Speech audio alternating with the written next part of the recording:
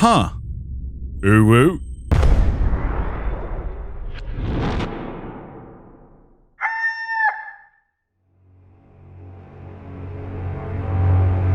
Through mysterious caverns deep within the Earth's crust, which hold secrets beyond belief. To lush hilltops with a sea that stretches out beyond the horizon. Revealing ancient temples of long-forgotten gods. And sunken biomes ripe with sunken vessels. Treasure and hiding sea monsters of old. This is the port of Piratica.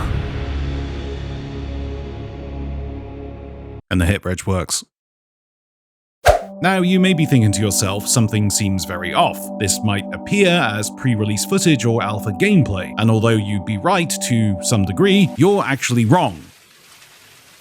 Why are you always wrong? All the time! Stop being wrong! This Tall Tale is a fan-based creation by another Sea of Thieves content creator, Captain Crossbones. A few of you may remember an older fan-based Tall Tale named The Hydrant's Curse, designed by an environment artist, Daniel Green, that delved into the backstory of the ancients a little, and did a very good job at doing so with a mini mission to find an ancient talisman to unlock the secret of why all the ancients perished.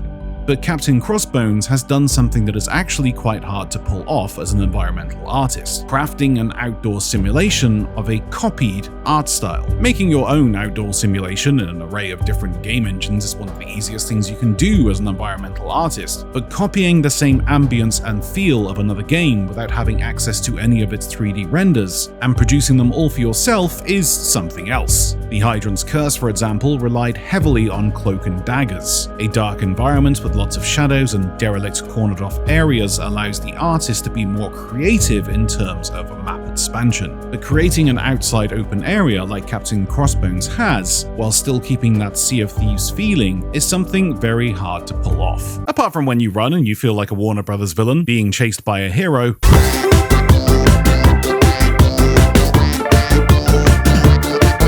Oh wait, what's that?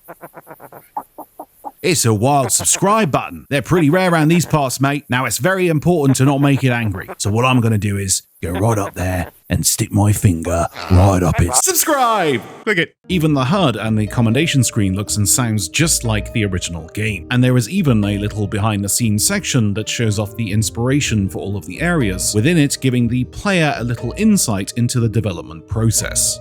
The Tall Tale itself starts with you waking up on Port Piratica. Your ship, recently sunk, is of no use to you, and you are tasked with searching the island to try and find a way to escape. On your travels, you will interact with a shy little kraken to find a key to unlock a lighthouse, which then opens up new areas to explore. On your travels, you'll find quite a few Easter eggs from other movies and games, such as Stan's jacket from the Monkey Island franchise with its purposeful dev texture lining, and an itinerary of his supplies whilst he was obviously stationed here, along with a whole load of other movie references. Eventually, you will come across a forgotten temple, and a wall with a very familiar symbol that you need to shuffle to open up a lift mechanism which drops you to the bowels below. And then, in good old-fashioned Tomb Raider style, you are tasked with reflecting a beam of sunlight on numerous mirrors. Even the art style of the cave paintings is very accurate, if not a little too colourful, depicting a little backstory as to why this temple is here, and what its purpose is. And as you can see, it's pretty obvious. The ancients created the very first walnut whip, and wrote the recipe in a book, but then some bears and foxes were like, "Yo, give me that whip, yo!" And the ancient was like, "On time!" And then they all threw up, but the puke was toxic and turned the bears and foxes into dinosaurs. But the ancient was way too amped on his whip, so kept dancing. Then the walnut whip turned into a palace of the gods, and the great fire god Mambimbo emerged and got down jiggy with the ancient because his tunes were badass. I think. There are some very intuitive puzzles within the temple that have you line up pillars in the direction of wall paintings throughout the underground passages, and using a torch to burn down ropes that lead to new areas to explore. But eventually, it leads you to the final room, where after lining up all the mirrors and lighting the torches near what appears to be some sort of portal, and placing a talisman you found in replacement for a banana that lies on the plinth, the portal opens up, which then reveals the ending.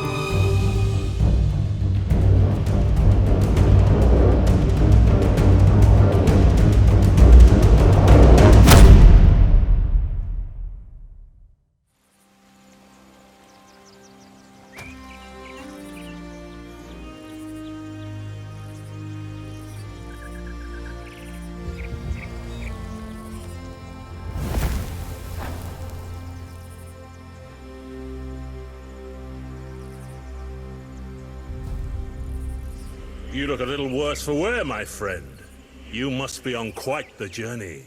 Isn't that cool? So that's how we got to the Sea of Thieves, at least how Captain Crossbones portrays it. Honestly, a fantastic little adventure to play through, and you can download it and play it yourself right now. Links are in the pinned comments below. I love that the community is so passionate about this game, and they go above and beyond to bring their own content for others to play. If only Rare could give us the tools to do something like this for ourselves without having to produce from scratch, giving the player base the freedom to create their own story-driven content and share it with the community, would essentially give the game infinite content. It's food for thought. As I said, a link down below to download this mini tall tale, and also a link to Captain Crossbones' Twitch channel. Throw him a follow and perhaps pop into his chat sometime and thank him for the entertainment. Anyway, I have to go. That ancient invited me to his house for a walnut whip pina colada dance party. My god, he's so cool! I can't wait for this!